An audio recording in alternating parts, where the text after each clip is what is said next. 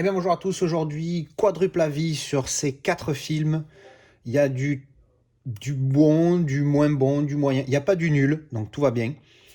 Bon, je spoil un peu hein, mes deux prochains déballages hein, avec Rampage et Shawshank que j'ai déballé dans une vidéo de déballage, mais que je n'ai pas encore publié. Mais vu que j'ai vu les films là, j'ai de quoi faire une vidéo, je vous balance ça.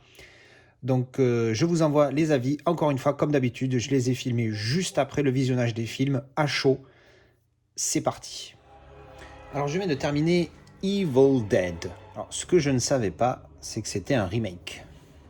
C'est un remake d'un film de 1981, il me semble, très belle année 1980. Donc du coup, comme je préfère en général regarder les originaux avant de voir les remakes, et en général quand je vois les originaux, s'ils me plaisent, je regarde pas les remakes. Mais là, du coup, ça a été un cadeau, donc je me suis dit, allez, on va le faire. On va se le faire. C'est un cadeau de Alcor. Merci encore à lui. Hein, je l'ai déjà remercié sur le Discord, mais je le remercie encore ici. Donc une édition allemande. Ou alors c'est allemand. Hein, je pensais que c'était peut-être du néerlandais. Donc le remake de 2013. Alors je connaissais pas du tout, j'ai pas vu l'original. À la base, je suis pas un grand fan de films d'horreur. Alors pour le coup, celui-là, d'une certaine manière, c'est le film d'horreur par excellence, j'ai envie de dire, parce qu'il y a du gore, il y a du gore, il y a du satanique, il y a du gore, et puis il y a du satanique, et il y a du meurtre, et il y a du flippant, il y a du jump scare, bref, et il y a du gore aussi, parce qu'il est gore, hein. Oh putain, il y a du sang partout. Mais il est gore, soft, j'ai envie de dire, parce qu'on voit pas, on voit des trucs dégueulasses, mais on voit pas. C'est pas aussi dégueu. Enfin, moi qui suis un petit peu sensible à ce sujet-là, ça va. J'ai tenu, j'ai pas eu de haut le cœur ou quoi que ce soit. Donc ça va. Bon, l'histoire, pour ceux qui connaissent pas, c'est une bande de jeunes. Ils partent dans les bois. Ça me rappelle à chaque fois le sketch de Bigard, hein, pour ceux qui connaissent, clin d'œil. Sauf que là, ils y vont pas pour passer une soirée. Ils y vont parce qu'il y en a une du groupe qui est une toxico et en mode désintoxication, il l'amène là pour voilà, qu'elle soit éloignée de tout et qu'elle se drogue plus, etc., etc. Enfin bref, un bon film d'horreur, on va dire classique, mais assez virulent. Si vous aimez le gore, si vous aimez le sang, si vous aimez flipper un petit peu, c'est un petit film de 90 minutes, il passe très bien. On va parler qualité vite fait, donc c'était un Blu-ray standard comme vous pouvez le voir. Il était bon, voilà, il n'était pas exceptionnel, il n'était pas dégueulasse. Les noirs étaient assez corrects, hein, parce que bon, c'est un film qui se passe principalement la nuit. Donc voilà, c'est un bon film, c'est une bonne qualité, un bon Blu-ray, pardon, c'est un bon Blu-ray. Pas exceptionnel, mais loin d'être mauvais, c'est un très bon Blu-ray. Je vais essayer de peut-être penser à mettre des notes pour la qualité des films, pour voir un petit peu, mais c'est très compliqué à juger. Mais voilà, c'était un très bon Blu-ray. Voilà, donc ça c'était mon avis pour le remake de Evil Dead de 2013. Alors je viens de terminer de regarder The Call of the Wild. Donc vous avez le titre en français là, qui n'est pas tout à fait le même. L'appel c'est bon, mais bon, Wild c'est le monde sauvage, alors que c'est forêt. Bah, bref. Alors, pour ceux qui ne connaissent pas, c'est l'histoire, en fait c'est l'histoire du chien au final, qui s'appelle Buck, B-U-C-K. En fait, c'est l'histoire de, on va dire, sa vie au travers de 3 différents maîtres et qui retrouve The Call of the Wild. Bon, voilà, il retrouve la nature à un moment donné grâce à lui. Donc, c'est pas un spoil, hein. De toute façon, vu la jaquette et le titre du film, voilà, on avait compris avant de voir le film. C'est juste voir un peu comment son voyage dans sa vie, voir comment il évolue en partant d'une maison où c'était un petit peu le pacha, le bon chien-chien à son maître, même s'il faisait des conneries, jusqu'à après être kidnappé, revendu et à se retrouver dans les mains de Omar Sy, après de Harrison Ford. J'hésite parce que ce qui m'a gêné dans le film, ce qui nous a gêné, parce que ma copine c'est la même chose, c'est le fait que le chien, ça soit pas un vrai chien. Alors ça a gêné dans le sens où ça se voit. C'est évident que c'est pas un vrai chien, mais par contre, même si ça se voit que c'est pas un vrai chien, putain c'est bien fait quand même, hein, parce que impressionnant. Enfin, c'est super bien fait, mais tu vois quand même, c'est pas encore assez bien fait parce que tu vois quand même que c'est un chien fait numériquement, mais c'est quand même pas mal. Mais une fois qu'au bout de le film, je crois 1h40, 1h50, au bout d'une demi-heure, tu y fais plus attention. disons que tu le sais, tu en as pris l'habitude, donc tu fais plus gaffe. Donc ça va, vers la fin ça va, mais c'est vrai qu'au début tu bugs un peu sur le... Ah, c'est un peu comme le 60 FPS, tu vois, quand tu regardes Jimmy Nyman, au début tu es là, tu fais ah c'est nul, et à la fin tu fais en fait ça déchire. Bon ben là ça déchire pas, c'est juste que tu t'y fais et tu fais plus trop attention, même si c'est évidemment euh, évident que que ce sont pas des vrais animaux. Parce que tous les animaux dans ce film-là, c'est la même chose. Mais d'un autre côté, moi, ami des animaux, je suis très ravi de ça. Je préfère ça, quitte à ce que je m'y habitue à chaque fois, qu'il me fasse un petit temps d'adaptation dans le film, plutôt qu'ils utilisent des vrais animaux dans des conditions où, bon, on ne sait pas, normalement bonnes, mais on ne sait pas. Là, au moins, aucun animal n'a été maltraité ou mal utilisé, ou voilà, bref. Donc voilà, donc ça c'était à propos du film, donc il est bien. Euh, Pas un grand film, loin de là. Je vais mettre 6, je pense. Parce que voilà, il m'a diverti, il est pas mal. Tu mettrais combien toi? Un petit 7. Voilà, alors un petit 7 pour la Casa Girl. La Casa Girl qui met un petit 7, mais sachez elle note gentil, elle, comparée à moi. Donc si elle met un petit 7 et que normalement chez moi ça veut dire 5 ou 5 et demi. Donc là je mets 6, bon, bref. Il faut faire une moyenne des deux. Donc un petit 7 et un 6 chez moi, on va dire 6 et demi. Allez, 6 et demi de moyenne et 6 pour moi. Ensuite, on va parler du 4K. Parce que je l'avais acheté ce film ne connaissant pas du tout l'histoire. Je me suis dit l'appel de la forêt, il y a un chien, il y a Harrison Ford, why not? Et je regarde DI 4K, allez on teste. Donc le 4K est bon, je l'ai trouvé un peu sombre pour ma part. Pas de grain, vraiment nickel là-dessus, une précision au poil de cul. Après, le HDR, pourtant il y a des paysages, et c'est... il manque un petit quelque chose, même j'arrive pas à mettre le doigt dessus, mais il manquait un petit quelque chose. Les noirs sont bons, je sais pas, il manquait peut-être un petit peu plus, je dirais, de luminosité. Alors après, c'est peut-être un réglage à moi, hein, mais je sais pas, mais il était bon, mais il manquait un petit truc. Mais sinon, très très bon, hein, le piqué, laisse tomber, nickel, je vous dis, au poil de cul de belette. Je vais tout de suite mettre le Blu-ray pour faire un petit comparatif. C'est parti. Alors, donc je viens de mettre le Blu-ray comme d'habitude pour faire le comparatif.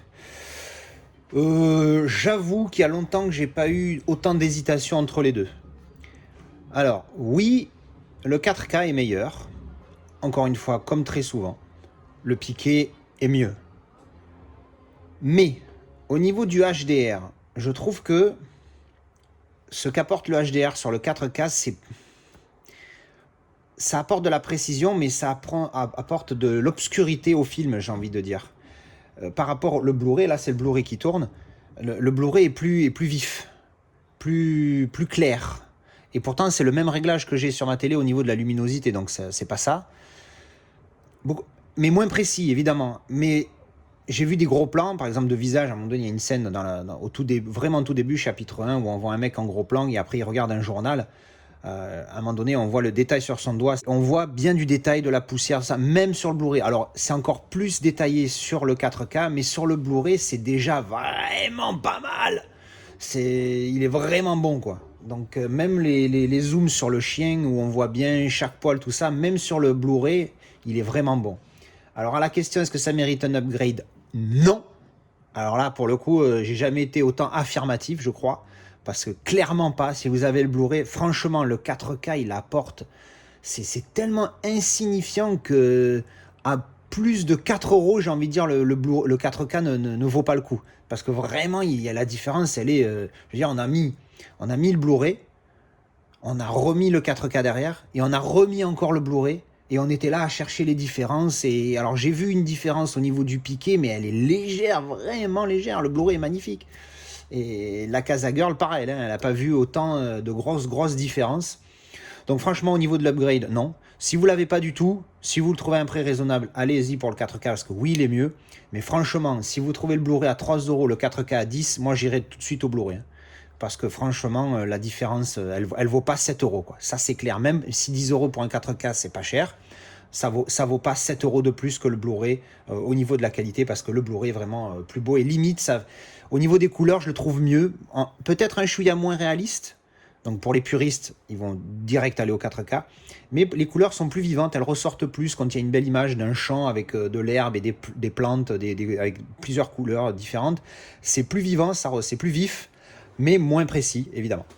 Donc voilà, ça c'était mon avis sur The Call of the Wild. Alors, je viens de terminer Rampage avec Dwayne Johnson.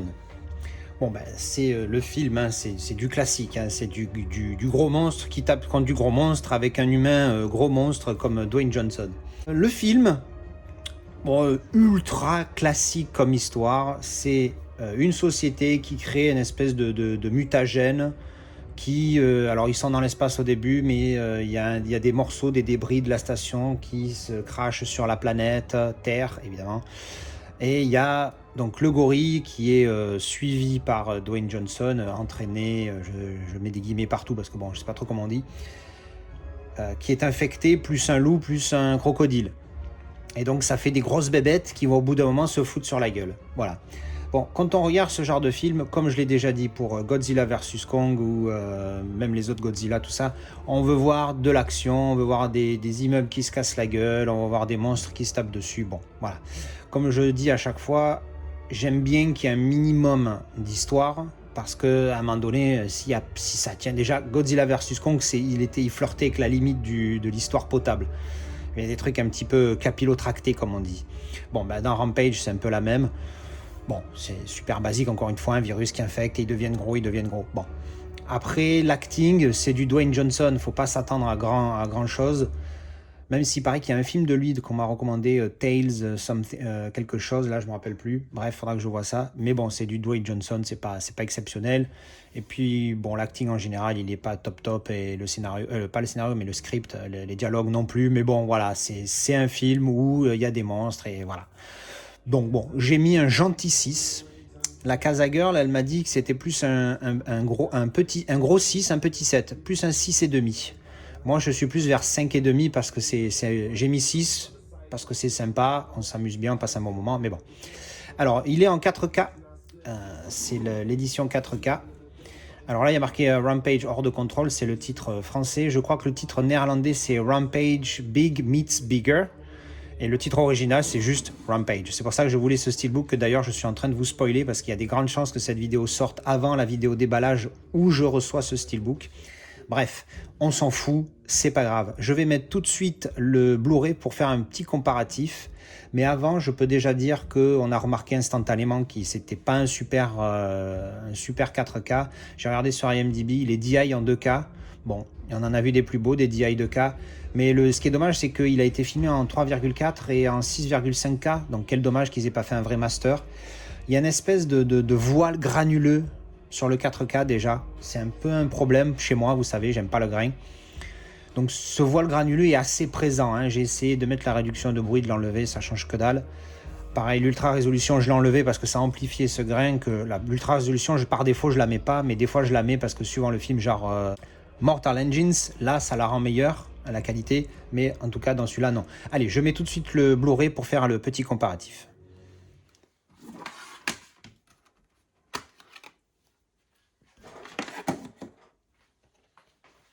Alors, donc je viens de mettre le Blu-ray, puis le 4K. Alors, bon, à la question, est-ce que ça mérite l'upgrade? Non. Franchement, le Blu-ray suffit. Est-ce que je vois une différence? Oui. Alors, j'ai pas précisé tout à l'heure, mais il est en Dolby Vision. Et je pense que s'il avait été juste en HDR10+, ça vaudrait vraiment pas le coup d'upgrader. Là, le Dolby Vision, je vois où il apporte au niveau de la précision des couleurs. C'est clair qu'il y a un plus. Mais, sérieux, c'est pas flag, quoi. Genre, si vous avez le Blu-ray, franchement, ça suffit. Vraiment pas besoin d'upgrade pour ce film-là. Le Blu-ray suffit amplement. Les différences, elles sont minimes. Un chouïa plus de grain sur le Blu-ray, mais c'est vraiment minime. Donc voilà, franchement, pas une upgrade pour celui-là, je recommande pas. Voilà, et bien ça c'était mon avis pour Rampage.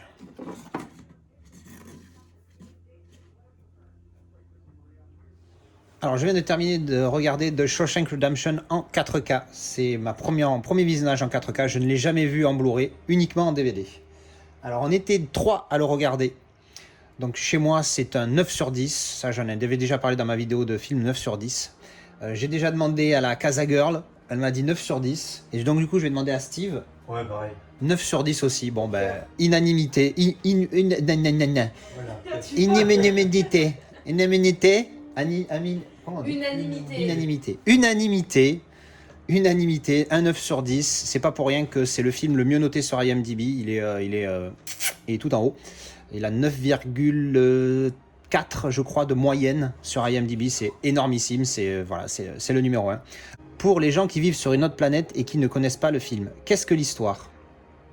Donc c'est Andy Dufresne, interprété par Tim Robbins, qui est un banquier, un vice-président d'une banque, tout ça on s'en fout, qui est condamné à 2 vies d'emprisonnement pour le meurtre de sa femme et de l'amant de sa femme. Sauf que lui, évidemment, il nie que c'est pas lui, tout ça. Et grosso modo, c'est son histoire dans la prison, où il rencontre Morgan Freeman et donc d'autres prisonniers. Et voilà, c'est l'histoire, le film, c'est l'histoire de sa vie dans la prison qu'au final. Hein. Et franchement, c'est énorme. Voilà, c'est un pur film, tu t'ennuies pas du tout. Le film fait 2h20.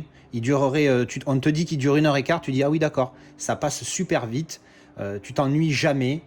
Il y a toujours un truc qui t'accroche à l'histoire, tu as envie de voir ce qui va se passer, comment ça se déroule, tout le développement. L'histoire apparaît très con au départ, mais quand tu vois le film, c'est juste énorme. Donc pour ceux qui ne connaissent pas, il faut absolument le découvrir.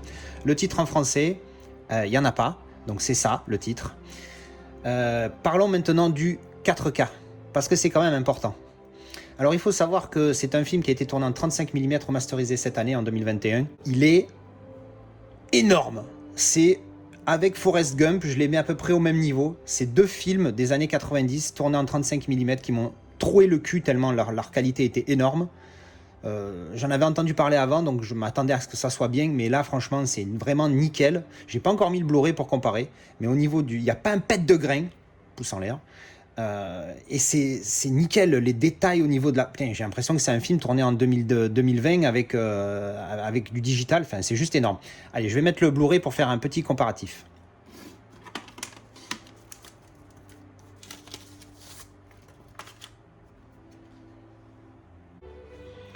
Alors donc je viens de mettre le Blu-ray et je suis repassé au 4K derrière. Avant même de repasser au 4K, il n'y avait déjà pas photo. Mais quand on a remis le 4K, alors là, laisse tomber mémé. Le Blu-ray est juste correct. Je l'avais jamais vu en Blu-ray, hein, comme je sais pas si je vous l'avais dit, mais j'avais que le DVD avant. Mais le 4K est d'une netteté, c'est impressionnant. Un peu plus sombre, mais c'est souvent le cas avec les 4K. Mais en dehors de ça, c'est le... Waouh, c'est le jour et la nuit, donc celui-là, comme Forrest Gump et Universal Soldier, je recommande fortement l'upgrade. Même si vous avez déjà le Blu-ray, le 4K est magnifique, il y a un détail de malade. Je ne sais pas s'il a été beaucoup DNRé, comme je dis, mais franchement, si ça a été le cas, ça a été bien fait. Steve m'a dit qu'il avait remarqué qu'on voyait que le grain avait été enlevé sur le 4K. Moi, j'ai pas fait attention, mais j'avoue, je fais spécialement gaffe à ce genre de détails. Mais en tout cas, on est tous d'accord pour dire que c'est clair et net. Il y a une vraie différence. Donc si vous avez que le Blu-ray, pas d'hésitation, upgrade direct, il vaut franchement le coup et en plus c'est un pur film. Le petit bémol qui n'en est pas techniquement un, c'est que sur le Blu-ray vous êtes full screen en 1.77 et sur le 4K vous êtes en 1.85.1, donc vous avez des micro-barres, des petites barres en haut et en bas, mais c'est le format d'origine, donc bon.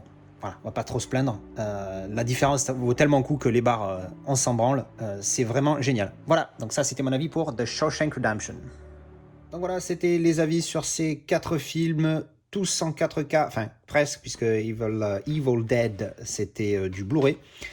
Donc j'espère que ça vous a plu. Dites-moi ce que vous en avez pensé, si vous êtes d'accord ou pas avec moi. On se retrouve dans les commentaires ou alors sur le Discord. Encore une fois, si le lien n'est pas actif, vous me le redemandez et je vous l'actualiserai. Je vous dis à la prochaine pour une autre vidéo déballage ou avis. À ciao!